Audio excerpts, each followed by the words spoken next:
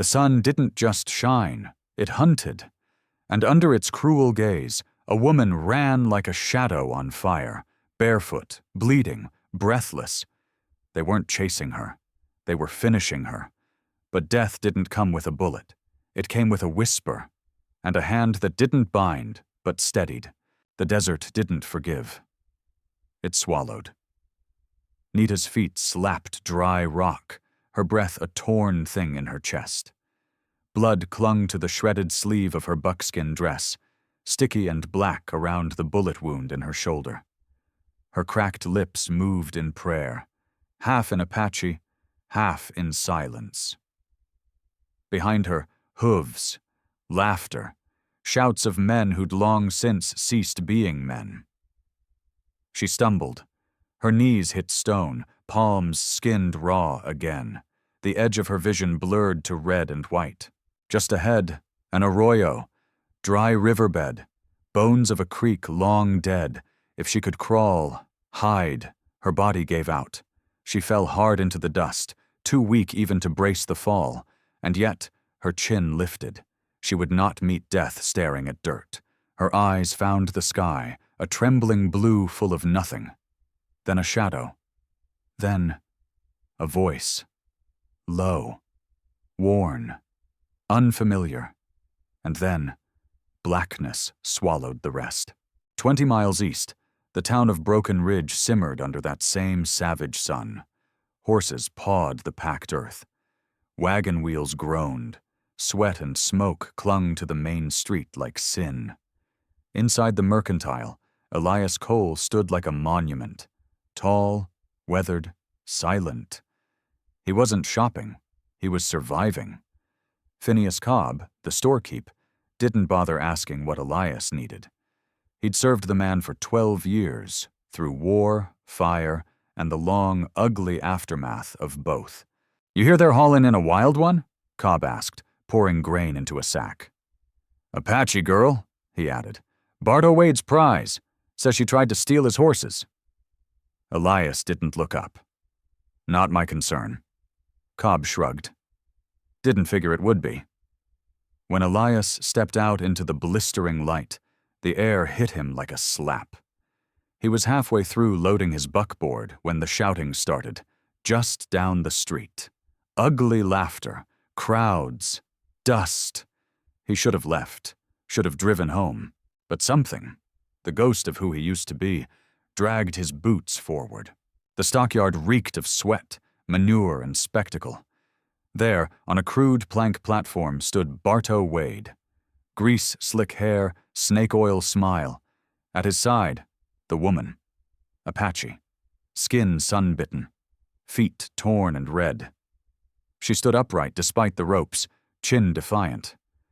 Her dress hung in tatters, and through the rip on her shoulder, Elias saw what no one else did.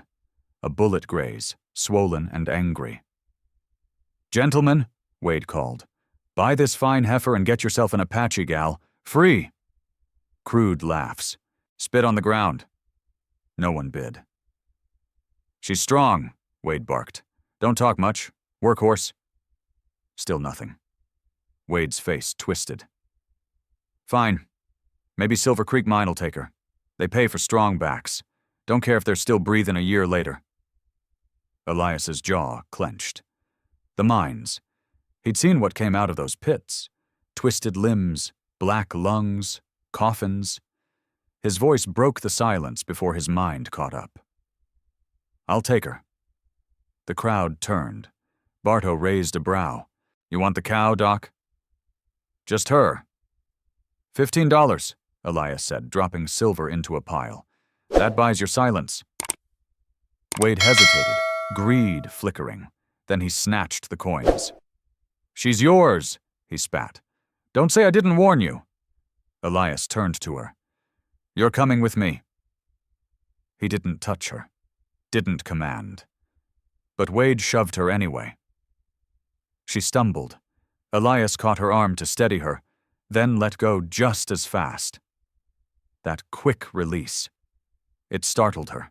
Her eyes, sharp, calculating, searched his for the catch. There wasn't one. They climbed the wagon. Silence rode with them. By the time the land turned from dust to scrub hills, Elias's cabin came into view. Nothing more than a skeleton of a homestead. Barn, smokehouse, a ridge behind it with 7 half-finished fence posts, like a job someone had started and given up. "This is it," he said, pulling the wagon to a stop. She didn't move. "You can climb down," he added. "I won't touch you unless you're falling." She descended slow, feet stiff with pain. Her gaze caught on the stakes. Grave markers? Maybe, but her eyes said something else. She was reading him. The cabin was bare, clean, silent. Elias offered water, bread, nothing more. "No one will touch you here," he said, voice like gravel and worn-out shoes. She looked at him. Hard, sharp. He didn't flinch. "My name's Elias Cole." Her voice came like stone over glass. "Nita." No handshake, just nods. A breath between strangers. "You're safe here," he said again, turning to the stove. She ate like she hadn't eaten in days, but never stopped watching him. That night, she slept in the cot. He took the floor near the door. She asked, "Why did you buy me?" "I didn't. I kept them from selling you to the mine." "Same thing," she replied. No one owns you here." A beat, then softly. "Then why?" He hesitated. "I need someone to help me bury bodies." She froze. Then he added, almost ashamed, "That was a bad joke." He rolled up his sleeve after she slept. Scars, old and new, crisscrossed his wrists like dried rivers. He hadn't saved his wife, or his daughter, or the men bleeding out on battlefields. But maybe, just maybe, he could keep one soul out of the dark. Morning cracked wide over Broken Ridge, the kind that came without grace, just heat and grit, and the sound of wagons already creaking through dust. Nita sat on the edge of the narrow cot, her shoulder throbbing in dull waves beneath Elias's careful bandage. Her feet, blood-scabbed and raw, still ached, but her mind? Her mind was sharper than it had been in weeks. She was watching the door, not to run, but to understand. Elias moved quiet in the kitchen, setting coffee to boil, his back straight as a soldier's, but heavy with some old sorrow that made him seem older than he was. He hadn't asked anything of her. Not a chore, not a touch, not a thank you. Which made her all the more suspicious. "I'm headin' into town," Elias said without turning. "Need to pick up grain. Won't be gone long." She didn't answer. But she nodded once. "If anyone comes, rifle's still where I left it," he added gently. When he left, Nita watched the horizon from the porch, the rifle propped within reach but untouched. Coyotes cried from somewhere beyond the hills. Buzzards circled. There was no trust yet. But maybe, there was space. In Broken Ridge, the market buzzed with morning sweat and barter. Cattle bleated, and men cursed over mule shoes and coffee rations. Elias Cole walked like a man built from ash and old iron. People parted for him, not out of respect, but because his presence reminded them of the war, the sick, and the dead. "Didn't think we'd see you this week," Phineas Cobb said as he weighed a sack of oats. "Needed feed." Phineas gave a look, then leaned in. "You really bought her? The Apache girl from the yard?" Elias said nothing, just counted out coins. "Wade's been running his mouth," Phineas added, "claiming you bid high just so you could keep her out at your place, make her earn her keep." Elias's jaw tensed. "She's not mine." Phineas raised his palms. "Didn't say she was, but folks are talking." A pause. "You think about what might happen if Sheriff Knox hears too much of that talk?" Elias didn't answer. But his eyes were hard as hammer steel. Back at the cabin, Nita swept the porch with a pine branch, slow and steady. She wasn't doing it for him. She wasn't even sure why she was doing it at all. Maybe it felt good to do something other than survive. But the sound of hooves pulled her spine straight. She turned and froze. A rider approached on a dun-colored gelding, dust curling off the trail behind him. He wore a wide-brimmed hat low over his brow and a silver star pinned to his chest.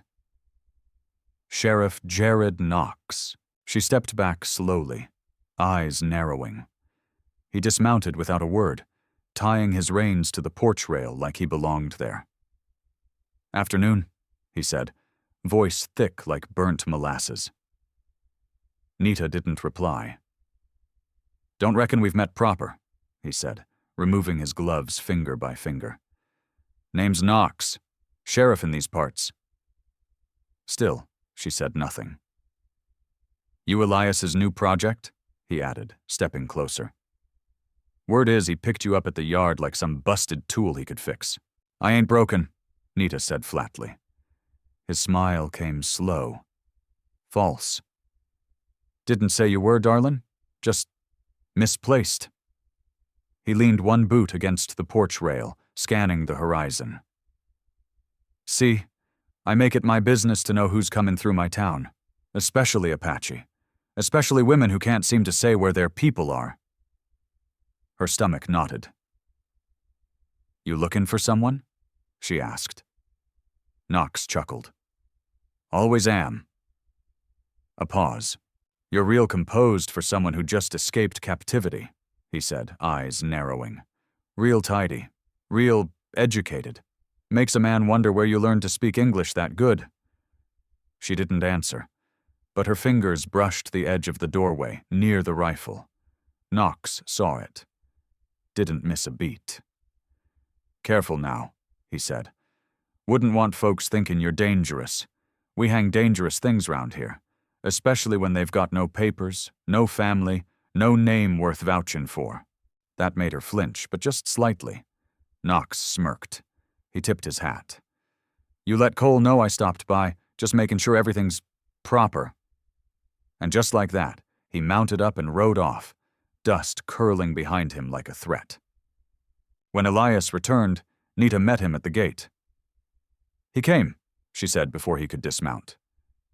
"Who?" "Knox." Elias's face went tight. "What did he say?" "Enough." She didn't tell him the rest, about the look in Knox's eyes, the feeling, bone-deep and certain that she'd seen that man before. Not his face, his voice, somewhere far worse.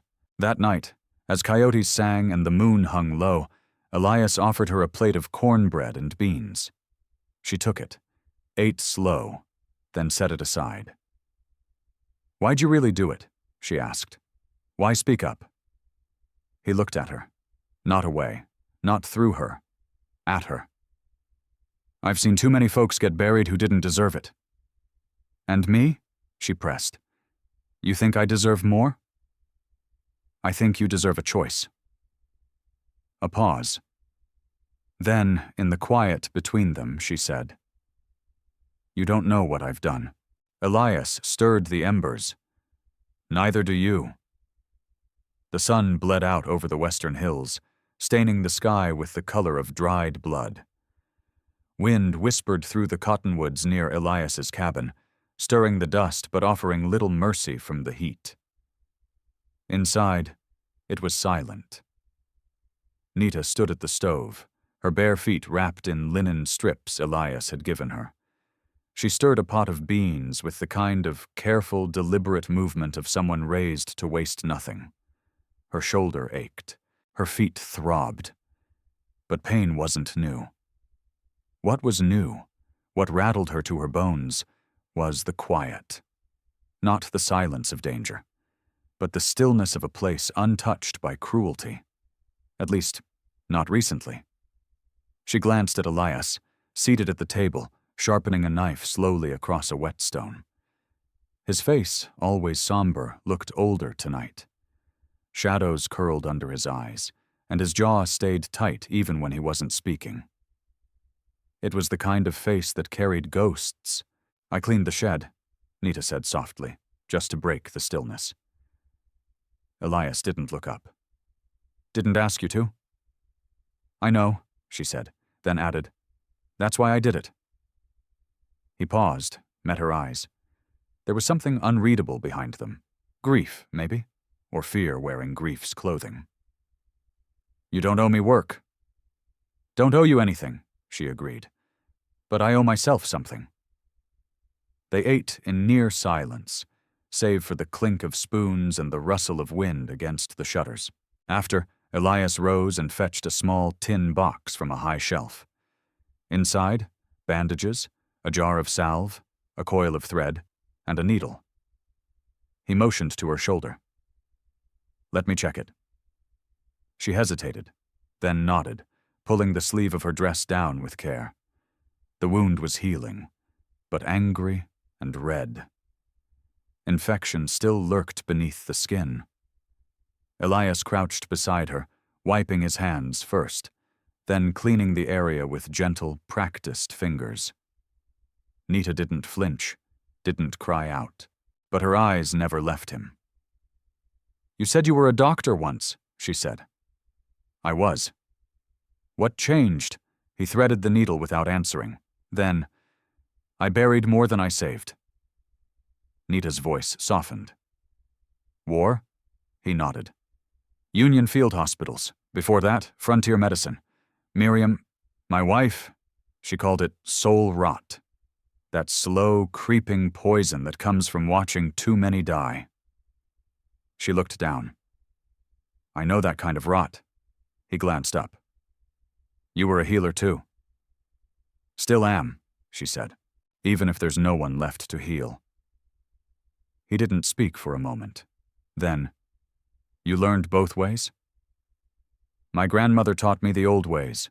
The mission school taught me the rest. I carry both." He nodded again. There was a weight in that gesture, a kind of respect too few men offered. "You speak like someone educated," he said. "I listen," she replied. "And I remember." Later, Elias stepped outside to cool his thoughts. The stars were beginning to bloom above the ridgeline, and the 7 fence posts loomed like bones of a dream he once had, and never finished. He'd meant to build that fence for Ruth, to keep the garden safe. But Ruth was gone, and so the fence remained half-born. Behind him, Nita stepped out barefoot onto the porch. She was wrapped in a wool blanket, eyes fixed on the horizon. "What were the posts for?" she asked. Elias didn't turn. "The future, or what I thought it'd be." "You stopped halfway." "Life stopped first." They stood in silence. Then, she asked the question that had been clawing at her chest since the moment he caught her arm, and didn't hold on. "Why me, Elias? Why not walk away like everyone else?" He exhaled hard through his nose, a sound like a man worn through. "Because you looked like you were already dead," he said. "And I know what that feels like. I figured maybe saving you would quiet the noise." She looked at him. "And has it?" His jaw clenched. "Not yet." That night, Nita laid on the cot, eyes open to the dark. She thought of the last time she'd been held by someone without fear, her mother's hands, a lullaby half-remembered. Now here she was, free but not free, safe but not home. And yet, the man sleeping near the door had given her the rifle. He'd spoken truth without trying to own her. He'd fed her, tended her wounds, and asked for nothing. That kind of man was a rarity in the West, a scarred rarity. Just before sleep took her, she whispered to the dark, "Don't die before you're done." And somewhere across the room, Elias, eyes open, staring at the ceiling, whispered back, "I'm trying." The desert had no mercy for the weak, and even less for those who hesitated. By mid-morning, the sun was already flexing its muscles, burning off the dew and casting long, stretched shadows across the scrubland. Elias was chopping kindling near the shed, shirt damp with sweat, when he heard the door creak behind him. He didn't turn, just said, "You shouldn't be walking on those feet yet." "I'm not made of glass," Nita replied, her voice quiet but sure. He paused, wiped his brow with the back of his sleeve, then finally looked at her. She wore one of Miriam's old cotton shirts, sleeves rolled, the hem tied off at the waist. It didn't fit right, but it looked like it belonged to her somehow, practical, resilient.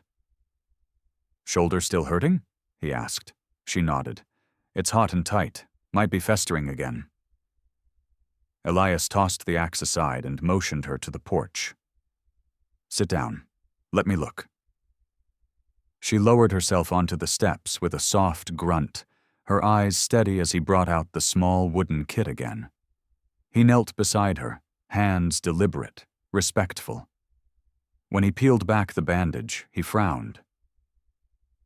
Damn. The edges of the wound were inflamed, an angry red halo around the puckered skin. "You're lucky it didn't turn worse." "I've seen worse," she said, "and smelled it." He poured carbolic acid into a shallow tin, soaking a cloth. "This is going to sting like hell." "I didn't ask for comfort," she said evenly. He gave her a long look. "Didn't offer it." He cleaned the wound gently, but thoroughly. Nita sat rigid as stone, her jaw tight, her eyes unblinking as the fire bit into her shoulder. A lesser person might have howled. She barely blinked. "You're used to pain," Elias said quietly. She looked at him, the edge in her gaze softening just slightly. "I was trained to be useful. In my tribe, pain teaches. In the mission school, it was punishment." He worked in silence a moment, then said, "Both sound like war camps." They were. When he finished rewrapping her arm, she rested her palm on her lap and let out a breath. "You work like someone who used to care if people lived or died." "I used to," he said, "until I watched too many die." Nita studied him. "You still care?" Elias shook his head. "No, just got habits I haven't broken yet." She said nothing to that, but they both knew he was lying. That afternoon, he found her sitting on the porch steps, cleaning his old boots with a damp rag. Not out of duty, out of something quieter. He sat beside her with a sigh, rubbing his knee. "Bad joint?" she asked. "Old injury, from before the war. A mule and a ravine." She smirked faintly. At least the mule lived. He chuckled once. "Barely." A silence stretched. Not awkward, just long enough for thoughts to gather. Then Elias stood, walked to the cabin door, and took down the rifle hanging above it. He checked the chamber, loaded a fresh round, and handed it to her. She blinked. "What is this?" "You said you weren't made of glass," he said, "and I don't believe in cages. That rifle's loaded, one shot. If you need me, fire it. I'll come running." She looked at the weapon, then at him. "You're giving me this?" "I told you. No one owns you here. That includes me." Her grip on the rifle tightened. "You're not afraid I'll shoot you?" He shrugged. "Then I'll die knowing I was wrong. But I'd rather die honest than live holding someone in chains." She stared at him for a long time, the wind pushing her hair across her face. "What if I just run?" He nodded slowly. "Then I'll know you needed to." Another silence, this one heavier. Finally she spoke, voice low. "When I was taken, the man who bought me first, he taught me one thing. That power means having the ability to hurt someone and choosing not to." Her eyes flicked to the rifle. "You're the first man I've met who understands that." Elias said nothing, just walked back inside and left the door open. That night, Nita stood barefoot on the porch, the rifle resting in her arms like an extension of her body. She stared out into the desert, where coyotes howled and shadows slithered across moonlight. Behind her, Elias moved around inside, quiet, like a ghost still learning to be flesh again. She didn't run, she didn't fire, she just stood watch. For the first time in weeks, no one was watching her. The stillness of the high desert had its own rhythm, a pulse that only those who'd lived through quiet violence understood. And Nita was beginning to feel it. She didn't call it peace. Not yet. But something slower, steadier, was starting to settle in her bones. She had begun planting rows in the garden, pulling weeds from between the dry, beaten stalks that had been forgotten. Each act, small, mundane, stitched her closer to herself. Elias, for his part, kept to the field most days, repairing the fence line he'd abandoned for years. Neither of them said it aloud, but something had shifted between them. Not trust, maybe not even friendship, but understanding. A quiet pact between scarred souls trying to move without breaking again. But the world never left the wounded alone for long. Late one afternoon, dust rose at the bottom of the trail. Nita saw it first. 3 riders coming hard from town. Her hand moved instinctively toward the rifle hanging near the door, but she didn't lift it. Not yet. Elias stepped out from the barn, wiping sweat from his brow. He followed her gaze, and his shoulders went rigid. The lead horse was a pale palomino, with a silver badge flashing on the rider's chest. Sheriff Jared Knox. Behind him rode 2 deputies, Leo Banks, all nervous energy, and Vince Hardy, stone-faced and slow-moving like a man who'd grown comfortable delivering bad news. Nita stood her ground as they dismounted. She kept her arms crossed, her face unreadable, but her whole body coiled like a snake ready to strike. "Afternoon, folks," Knox called, grinning like he'd just come to borrow sugar. Elias stepped between him and Nita without ceremony. "What do you want?" Knox swung his leg off the saddle and landed with a heavy thud. "Heard tell you've been playing house out here, Doc. Just figured I'd check in. Make sure your guest wasn't planning anything unsavory." "She's not your concern." Knox took a slow look around, eyes lingering too long on Nita. "Everything's my concern when Apache blood's involved, especially with reports of raids south of the pass." Nita's jaw tensed. "I've told you before. My people didn't do that." Knox chuckled. "And I told you. My job ain't to take your word for it." Leo Banks returned from circling the house, holding something in his hand. "Found this, Sheriff. Buried under the eaves." He handed over a small leather pouch, old and cracked. Knox opened it slowly, letting dried herbs and bits of feather fall into his palm. Nita's breath hitched. That was no ordinary medicine pouch. Elias's face went pale. Miriam's pouch. Knox sniffed the contents, then gave Elias a sideways glance. "Your wife kept Apache medicine?" "She respected all healing," Elias said, voice low, tight. "Doesn't make her Apache." Knox's smile turned mean. "You sure about that?" His eyes flicked to Nita. "Seems like you've got a taste for their ways, Cole. First your wife, now this one." Nita stepped forward, no fear in her voice. "I'm not his." "That so?" Knox tilted his head. "Then you won't mind coming with us, just for a little talk." "She's not going anywhere," Elias said, stepping forward, his body suddenly full of heat. Knox lowered his voice, just enough that only Elias could hear it. "Careful now. We both know the kind of men this town listens to. You think they'll line up behind a woman like her? Or a man like you?" He let the silence answer for him. Then he turned back to Nita, voice syrup thick. "You can ride quiet or ride tide. Either way, you're coming." "I'll go," Nita said suddenly. Elias turned sharply. "No, you won't." She gave him a look that made him stop speaking. "There's something in his eyes," she said softly. "Something familiar. I need to know." He stared at her, torn between rage and fear. "They won't let you back out."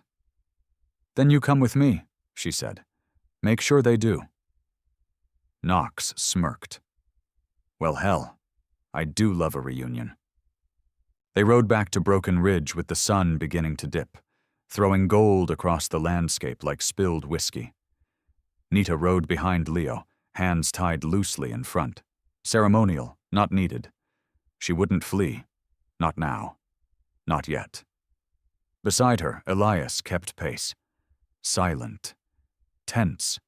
His jaw working like a man grinding through stone. Nita didn't look back. She already knew the road behind her. It was the road ahead. The jailhouse, the questions, the cold look in Knox's eyes that held the truth, and she was ready to meet it. The jailhouse in Broken Ridge hadn't been cleaned since the war ended.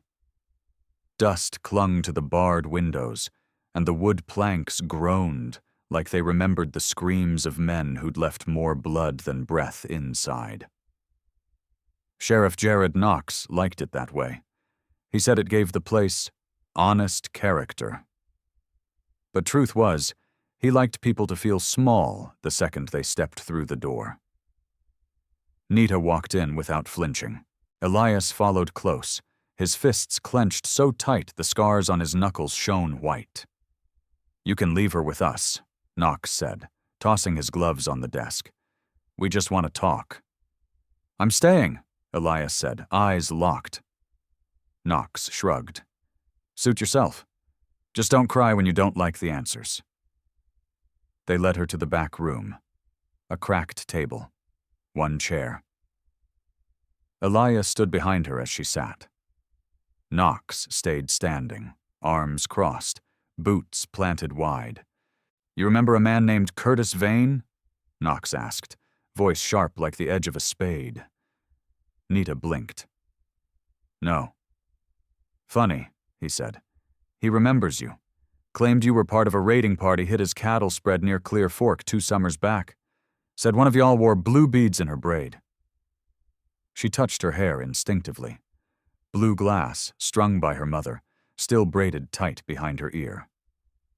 "They weren't stolen," she said. "They were given to me, from the women in my village." Knox leaned forward. "You expect me to believe that?" "I don't expect anything from you," she answered flatly. Elias took a step. "That's enough." But Knox just grinned. "You think standing next to her makes you some kind of saint, Elias? You forget what we buried up in those hills?" That shut the room cold. Nita turned to Elias.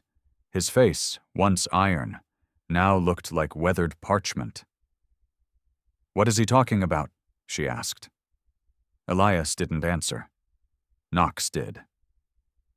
"Tell her, Doc. Tell her how you rode with Captain Royce Harlan's patrol out of Fort Garrison. Tell her what you did when they raided the canyon villages." Elias looked like a man standing in fire, trying not to scream. "I was young," he said finally. "We were told it was a camp of insurgents. They gave us torches. They gave us rifles." He looked at Nita, pain blistering behind his eyes. "I didn't know. I swear to God, I didn't know there were children." Silence settled, heavier than shame. Knox tilted his head. "And now he plays the hero. You believe that, Missy?" Nita's hands trembled, but her voice stayed calm. "You think dragging up pain makes you powerful, but all it shows is what you are." Knox laughed. "And what am I?" "A man who's afraid of a woman who survived more fire than he ever lit." That landed. Hard. Knox slammed his hand down. "You keep talking and you'll sleep in that cell until you rot." I've slept on stone and lived, she said. Your jail means nothing. Elias reached for her shoulder, gently. That's enough. No, she said. Not anymore. She turned to Knox. You want to know about Curtis Vane? Ask him how he got the cattle. Ask him how many of our men he hanged for it. Knox's face changed. Not shock. Recognition. You were there, she said. You know what he did. I know justice when I see it, Knox snapped. No, she said, rising from the chair. You know silence. You trade in it. She faced Elias, eyes softening. And you didn't lie to me. You carried it. That matters. He swallowed, grief shaking his chest like a rattle. You still want to leave? She asked. Elias met her gaze. Not if you don't. Knox stepped between them. This ain't over. You walk out now and every man in this town will know what she is. Elias didn't flinch. Then let him know. They walked past the deputies, past the silent stairs, out into the afternoon light that felt like breath after drowning. Elias untied his horse, helped Nita mount. As they rode out of Broken Ridge, the wind picked up, pushing back the heat. And from the distance, the bell of the old church rang out, a sound no one had heard in years, not for weddings, not for deaths, but maybe, just maybe, for reckoning. They rode in silence, the kind that stretches for miles. The trail from Broken Ridge to Dry Creek wasn't marked on any proper map. Just a sliver of wagon rut and horse print that cut through Badland shale and sagebrush valleys, like an old scar that never healed right. Elias rode ahead, eyes narrowed beneath the brim of his weather-worn hat. Nita followed, her back straight despite the bruises on her ribs, her fingers curled tight around the reins. The sky above was endless, a harsh, unblinking blue, and the heat shimmered like ghosts rising from the land. They hadn't spoken since the jailhouse, not since truth came to light like a bullet ripping through calm. Elias had once ridden with the men who torched her people's home. And now she rode behind him, haunted not just by what he did, but by what she still felt for him. The feeling was maddening, like thirst in a rainstorm, water everywhere, but none you could trust. As the sun dipped lower, Elias pulled his horse to a stop by an outcrop of rock shaped like a crooked jaw. He dismounted slow, careful of his stiff knee. There's a stream up ahead, he said without turning. We'll rest there. Nita nodded but said nothing.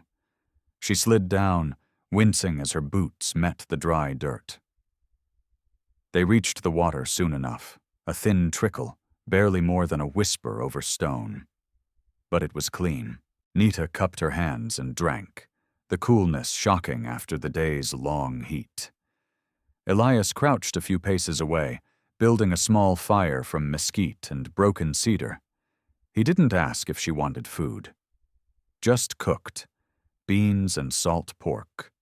Quiet, steady, like a man used to making amends with actions, not words. I ain't gonna pretend it didn't happen, he said finally, breaking the stillness. What I was part of. What I saw. Nita looked into the flames. You think confession is enough? No, he said, but silence would be worse. The fire popped. She stared at him, her voice low. You didn't swing the torch, but you stood beside the men who did. I did, he said, and I've hated myself for it every damn day since. I tried to bury it in work, in whiskey, in years, but it followed. And now? She asked. Now, Elias said, I try to live different, even if it don't fix what's broken. Nita wrapped her blanket tighter.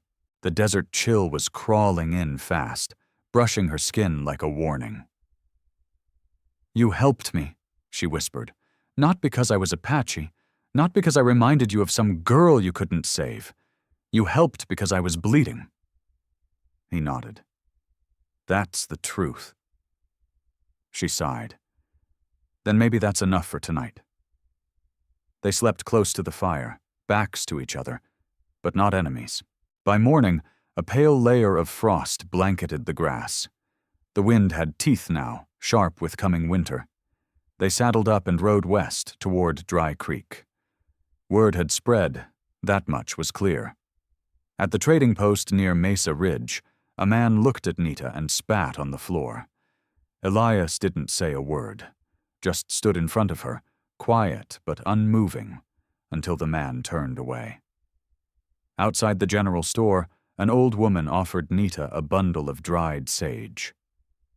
"For protection," she said in Spanish. "They don't like what they can't forget." Nita bowed her head in thanks, clutching the bundle like a piece of home. By the time they reached the outskirts of Dry Creek, dusk was painting everything gold and cruel.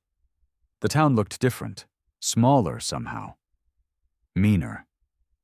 The church steeple stood crooked, like it hadn't survived a storm right. Dust coiled down the street like smoke from a burned prayer. "You sure about this?" Elias asked. Nita's jaw tightened. "This is where he was taken. My brother. I have to know." They dismounted. Her legs ached, but she stood tall. From across the street, a man in a wool vest watched them. Then another leaned against the saloon's porch, whispering to someone inside. Elias stepped closer. "If you want to turn back—" "No," she said. "I've done running." Behind them, a door creaked open. A voice called out from the shadows. "You should have stayed gone, girl." Elias reached for his sidearm, slow and steady. But Nita stepped forward first. "I ain't here for revenge," she said, loud enough to carry. "I'm here for the boy who didn't deserve to be taken, and I won't leave without him." The wind shifted. Somewhere in the distance, a dog barked once, then fell silent. The West had heard louder threats. But sometimes the quiet ones were the ones that changed everything. Dry Creek looked like any other dusty town dotting the frontier. A church with a crooked steeple, a jailhouse with peeling paint, and saloons that echoed louder than prayers. But under the surface, it carried the scent of something rotted. Not dead, just festering. Nita felt it in her bones the moment she stepped onto Main Street. Her moccasins sank slightly into the fine, red dust. Men paused mid-conversation. Women pulled their children inside. No one hollered. No one welcomed. They just watched, with the kind of eyes that judged you for breathing. Elias walked beside her, stiff-backed, hand near his hip, where iron always hung. He didn't look at her, didn't speak, but his presence said what words couldn't. "I stand with her." They made their way toward the sheriff's office, where Nita hoped someone might still remember the boy taken months ago. Her brother, JC. Last seen in Dry Creek. Last heard screaming as he was loaded into a wagon meant for orphans, or something far worse. A badge glinted in the doorway. Sheriff Clyde Barker. Wide in the chest, wiry in the jaw, and sharp-eyed like a man who'd seen too much and liked too little. "Well, if it ain't Abel Harkin," the sheriff drawled, arms folding. "Didn't expect you riding in with company like that." Nita didn't flinch. Elias didn't smile. "We're looking for someone. A boy. Apache. Name's JC." Barker scratched his stubbled chin. "We get all kinds passing through. Runaways, thieves, street rats. Hard to say who's who." "He was taken," Nita said, voice cool and deliberate. "Not lost." That struck a nerve. Barker's jaw ticked. "I heard enough rumors," Elias said. "Children hauled out of settlements, never seen again. Sold under law that ain't law at all." "You accusing me of something, Harkin?" "I'm saying you know who bought him." Silence stretched taut. Then the sheriff exhaled and stepped aside. "Check the orphan registry," he said. "You'll find what you're looking for, if there's anything worth finding." The jailhouse was dim and smelled of paper, whiskey, and old sweat. A ledger lay on a warped desk. Nita flipped through it, hands trembling, while Elias stood guard at the door. Page after page, name after name, and there, small, shaky handwriting. J.C. Hale, 8 years old, transferred to Judge Silas Boone, Red Rock County. Nita's lips parted. "Red Rock," she whispered. "That's 2 days south." Elias leaned over her shoulder. "That judge has hands in everything. Land deeds, rail contracts, and now, it seems, children." "Why would a judge buy a child?" Nita asked, though she already felt the sickness building in her gut. "Boone's known to collect labor like cattle," Elias said grimly. "Boys work his mines. Girls end up elsewhere." Nita stood, eyes sharp as obsidian. "Then we ride." They didn't get far. Outside, 2 men blocked their path. Dusty coats, holstered pistols, and the kind of smirks that came from long practice breaking people. "You stirred the pot, Harkin," one said. "Boone doesn't like folks sniffing after his property." Elias didn't blink. "That boy's not property." The other man drew first. Quick, stupid. Elias was quicker. 1 shot. Clean through the hand. The pistol clattered. The man dropped, screaming. The second man hesitated just long enough for Nita to grab a broken plank from the saloon wall and slam it across his face. He crumpled. Townfolk stared from behind curtains. No one helped, no one cheered, just watched, the way vultures do. Elias holstered his gun. "They'll send more." "Let them," Nita hissed. "Let them send the whole damn county." He looked at her. Blood spattered across her sleeve, hair tangled, breath ragged, but unbroken.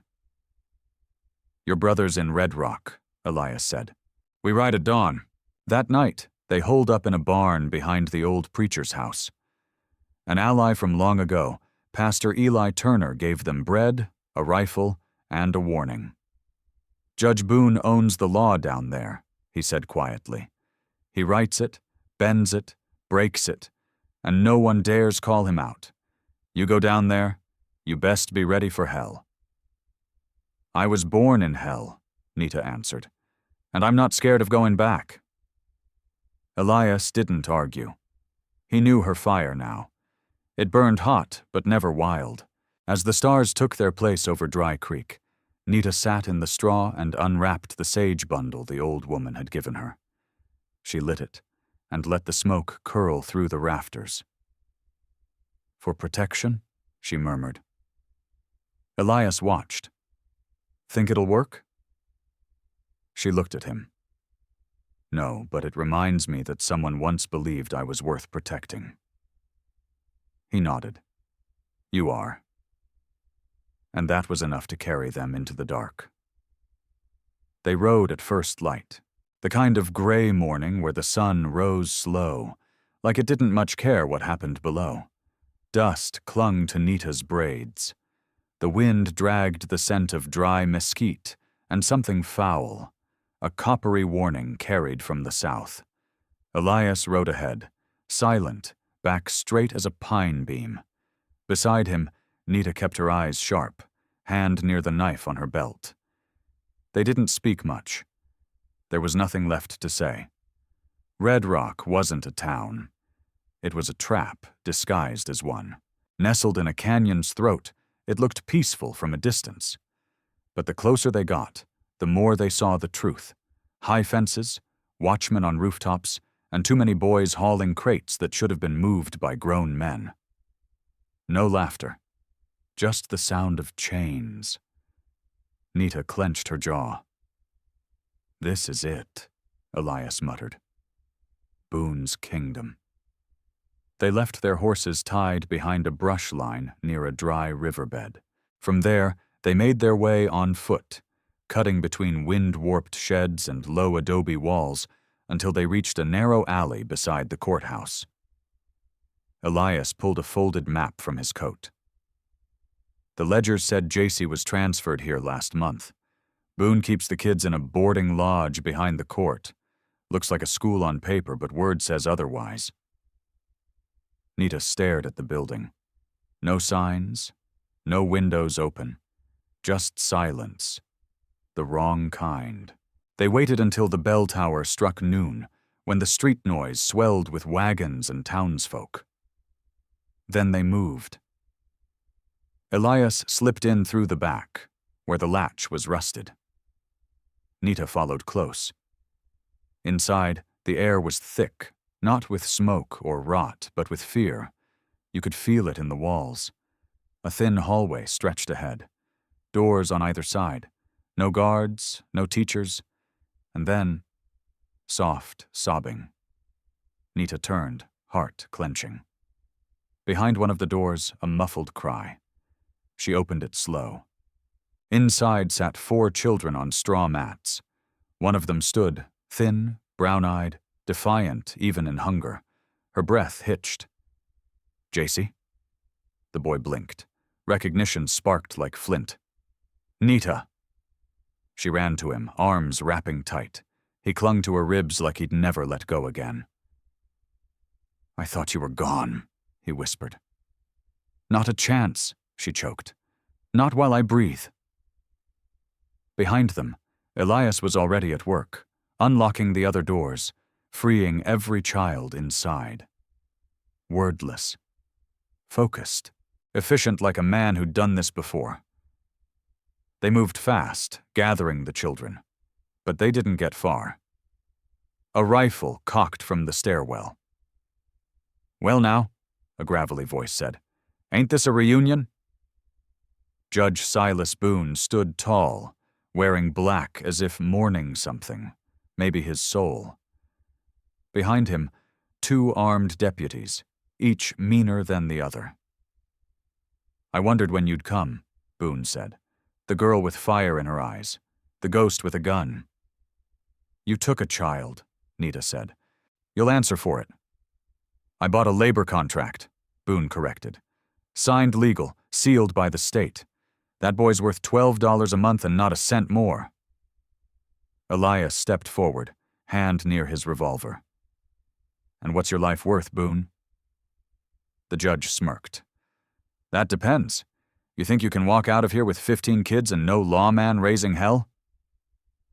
Nita stepped between them, shoulders squared. We don't need permission. Boone's smile vanished. You think this is justice? You think folks care what happens to Apache brats and stray boys with no names? Elias cocked his gun. Maybe not, but I do. A long beat. Then, a shot rang out. One of the deputies fell, clutching his leg. The second raised his rifle, but Elias fired again, clean through the shoulder. Boone staggered back, eyes wide. You'll hang for this. No, Elias said, grabbing the judge by the collar. You will. They tied Boone up and left him in the very cage meant for runaways. Pastor Eli Turner arrived by sundown, bringing a wagon and 3 more men. Quiet, good-hearted folk who'd been waiting for someone to light the match. We'll take the children to Prescott, Turner said. The sisters there run an honest orphanage. No chains, no buying and selling. Nita placed a hand on her brother's shoulder. You'll be safe now. JC shook his head. I'm not leaving you. Elias looked at Nita. He stays with us, if that's what he wants. It was. That night, as they camped under stars thick as dust motes, Nita sat beside the fire. JC curled beside her, asleep for the first time in safety. Elias watched them in the glow, silent, thinking. He knew the road ahead wasn't clear. The judge had allies. The law would come hunting. But for now, the boy was free. And so was something else. Something in Nita that had been caged far longer than her brother. She met Elias's gaze, quiet but certain. "There's one more thing left to do." He nodded. "Let's finish it." The land around Red Rock lay still. After all the gun smoke, the running, the rescue, and the reckoning, quiet returned. But it wasn't peace. Not yet. They buried the bodies of silence on a hill overlooking the dry arroyo. Not real graves, just stones. A way of saying, we remember who didn't make it. Elias stood apart from the rest, arms crossed, hat shadowing his face. Nita knew the weight he carried, even if he never spoke it. JC played nearby with a small pine carving Elias had made the night before. A horse, rough but strong. That evening, Nita approached him where he stood overlooking the burnt red horizon. "You're thinking about my father," she said quietly. He didn't flinch. "I think about him every damn day." She waited. Let the wind fill the silence. The mesquite swayed gently, like it had heard too many confessions. "I knew him," Elias finally said. "Not as well as I should have, but enough to owe him more than an apology." Nita sat on a flat rock. "Tell me." Elias took off his hat and held it low. "I was young. The army sent me into the Mescalero camps, said we were there for peace. I was a fool, Nita. A scared, uniformed fool looking for stripes on my chest and orders to follow. Your father, Eli Hale, he came out with a white cloth tied to his spear. Said he wanted no blood. But someone behind me shot anyway. I didn't pull the trigger, but I didn't stop him either." Nita looked down, hands trembling on her lap. "He died that day." Elias nodded, jaw tight. "He died right there in the dust, and I've carried that stain with me longer than I care to count." Silence settled again. No dramatics, no cries, just the raw scrape of truth. "You saved my brother," she said. "You fed him, fought for him, rode straight into hell for him. You saved me." "I tried to even the scale," Elias said, "but some debts don't get cleared." "Then live with it," she whispered, "like I lived with grief, not to erase it, but to grow past it." He sat beside her, rough hands folded tight. "Your father, he wasn't weak. He looked at me that day like I was already lost. Maybe I was." "No," Nita said, voice steady. "You found us." They returned to the old field 2 days later. The soil cracked from the sun, thirsty and bitter. But Nita felt the memory of the place, the way her father used to hum while sewing, how her mother's scarf danced on the line like it was alive. It wasn't much, but it had been home. Elias offered her the shovel. "You don't owe me forgiveness, but you deserve this field." She looked around. "We'll plant again, if the rains come." "They will," he said. "Even dry ground remembers the storm." And so they worked. No fanfare, no grand talk. Just a woman, her brother, and the man who carried more ghosts than most men could bear. By sundown, the field was tilled. The seeds, saved by her father and hidden under a floorboard, were laid in rows. Nita stood and looked out at the land. The wind shifted, just enough to lift her braid. "I used to think vengeance would be the thing that kept me going," she said. "And now?" Elias asked. She turned to him. "Now I think maybe it's the harvest." That night, they lit no fire. They sat under stars so thick they looked like spilled sugar across the sky. JC lay curled in a blanket nearby, snoring soft. Nita spoke without turning. "Will you stay?" Elias didn't answer right away. When he did, it wasn't a promise, just something truer. "If the land lets me." She smiled, eyes closed. "Then it already has." In the days that followed, a few came. Clara Weller brought blankets. Old Gus dropped off tools with a gruff nod. Even the preacher sent word. Come Sunday, we'll pray for those who stood up instead of turning away. The town hadn't forgiven everything, but they remembered. And sometimes, that was enough to begin again. Sometimes healing doesn't come loud. Sometimes it's a quiet thing. A field turned over, a boy sleeping safe, a man admitting the worst of himself, and a woman still standing after all they tried to take.